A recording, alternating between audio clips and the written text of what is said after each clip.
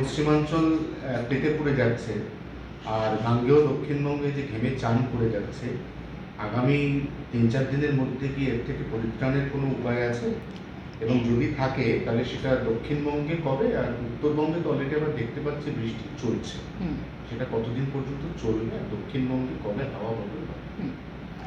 দক্ষিণবঙ্গে মোটামুটিভাবে আজকেই একটু কয়েকটি জেলাতেই দমকা হাওয়া সহযোগে বজ্রপাত সহযোগে হালকা থেকে মাঝারি বৃষ্টির সম্ভাবনা রয়েছে, মূলত পশ্চিম দিকের জেলাগুলিতে। মূলত যে জেলাগুলিতে আজকে 40 থেকে 50 কিলোমিটার গতিবেগে দমকা হওয়ার সম্ভাবনা, সেগুলি হলো বীরভূম, মুর্শিদাবাদ, ইস্ট ওয়েস্ট বর্ধমান, পুরুলিয়া, নদিয়া এবং বাঁকুড়া, ঝাড়গ্রাম ও ওয়েস্ট মিদনাপুরেও দমকা হাওয়া আর একটু কম গতিবেগ এবং হালকা থেকে মাঝারি বৃষ্টির সম্ভাবনা রয়েছে। এছাড়া বাকি সমস্ত জেলাতেই বিক্ষিপ্তভাবে 1-2 জায়গায় হালকা থেকে মাঝারি বৃষ্টির সম্ভাবনা আজকে থাকছে। আগামীকাল থেকে বৃষ্টিটা একটু বাড়বে এবং তার সঙ্গে দমকা হাওয়ার গতিবেগও মূলত পশ্চিম দিকের জেলাগুলিতে আরও একটু বেশি, এক ধাপ বাড়বে, মানে 50 থেকে 60 কিলোমিটার গতিবেগে দমকা হাওয়া সহযোগে বজ্রপাতের সহযোগে হালকা থেকে মাঝারি বৃষ্টির সম্ভাবনা পশ্চিমের জেলাগুলিতে এবং মোটামুটিভাবে 40 থেকে 50 কিলোমিটার গতিবেগে সবকটি জেলাতেই হালকা থেকে দমকা হাওয়া সহযোগে হালকা থেকে মাঝারি বৃষ্টির সম্ভাবনা রয়েছে দক্ষিণবঙ্গে। এটা কাল মানে হচ্ছে 26 এবং 27 তারিখেও একই। 28 তারিখে একটু কমার সম্ভাবনা বৃষ্টিটা, আবার 29 তারিখে গিয়ে আবার বৃষ্টির এবং দমকা হাওয়ার মানে সহযোগে বৃষ্টির সম্ভাবনা থাকছে। তো 28 তারিখে মানে 26 এবং 27 তারিখে দমকা হাওয়ার গতিবেগটা সর্বোচ্চ থাকছে 50 থেকে 60 কিলোমিটার, সেটা কমে আসছে 28 এবং 29 তারিখে। এবং তারপরে 30 এবং 1 তারিখেও ওই মোটামুটি ম্যাক্সিমাম গতিবেগ হাওয়ার 40 থেকে 50 কিলোমিটারই থাকছে এবং এগুলি আস্তে আস্তে 30 এবং 1 তারিখে বিস্তারটা, মানে যে জেলাগুলিতে অ্যাফেক্ট করবে বা যে জায়গায় বৃষ্টি হবে সেই বিস্তারটা কমে আসবে। তো মোটামুটি এইরকমই চিত্র দক্ষিণবঙ্গের ক্ষেত্রে।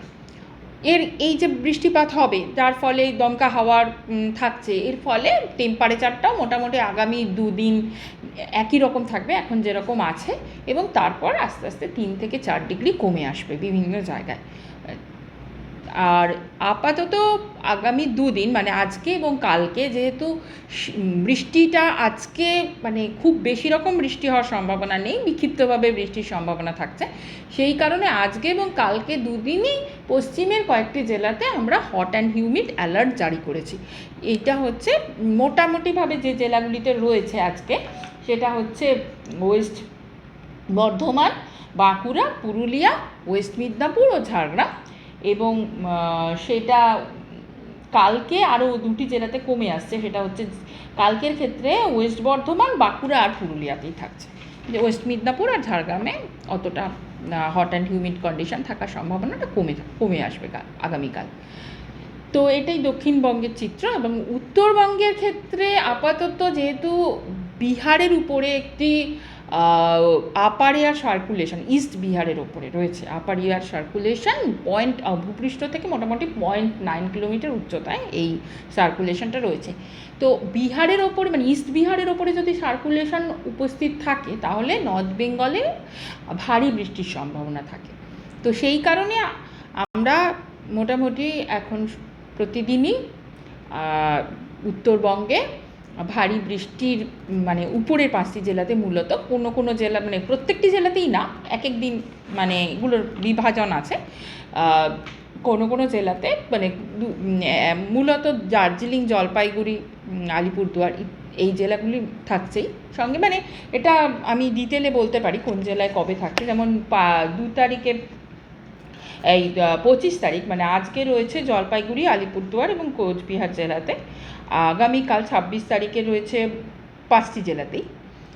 27 তারিখে রয়েছে আলিপুরদুয়ার, দার্জিলিং, কালিম্পং ও জলপাইগুড়ি জেলায়। 28 তারিখে আলিপুরদুয়ার, জলপাইগুড়ি জেলায়। 29 তারিখে রয়েছে দার্জিলিং, জলপাইগুড়ি, আলিপুরদুয়ার। 30 তারিখে আলিপুরদুয়ার, কুচবিহার, জলপাইগুড়ি এবং 1 তারিখে ওপরের 5টি জেলাতেই ভারী বৃষ্টির সম্ভাবনা রয়েছে। আর সেই সঙ্গে দমকা হাওয়ার সম্ভাবনাও রয়েছে উত্তরবঙ্গে।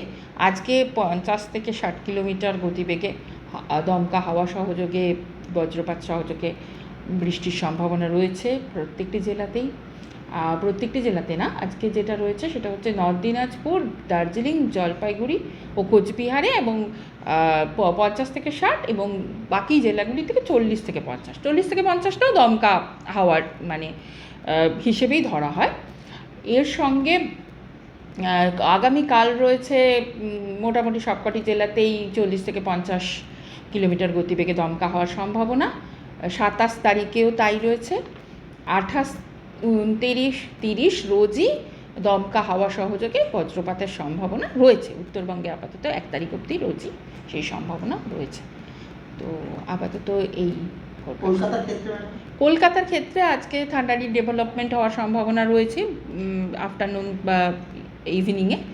আর সেই সঙ্গে আজকে মোটামুটিভাবে তাপমাত্রা 35 ডিগ্রি সেলসিয়াস সর্বোচ্চ তাপমাত্রা ওঠার একটা সম্ভাবনা আছে এবং আগামীকাল আবার 27 ডিগ্রিতে সর্বনিম্ন তাপমাত্রা নেমে আসার সম্ভাবনা। এবং আগামীকাল পর থেকে কলকাতা এবং পার্শ্ববর্তী শুধু নয়, মানে সারা যেহেতু দক্ষিণবঙ্গ জুড়েই একটা বৃষ্টির সম্ভাবনা রয়েছে, সেহেতু আগামী কয়েকদিনে তাপমাত্রা কমবে। 3 থেকে 4 ডিগ্রি তাপমাত্রা কমে আসবে। মানে আগামী 2 দিন, আজ এবং কাল মোটামুটি একই থাকবে, তারপর থেকে কমবে। তার পরবর্তী 5 দিনে মোটামুটি 3 থেকে 4 ডিগ্রি তাপমাত্রা হ্রাস পাবে।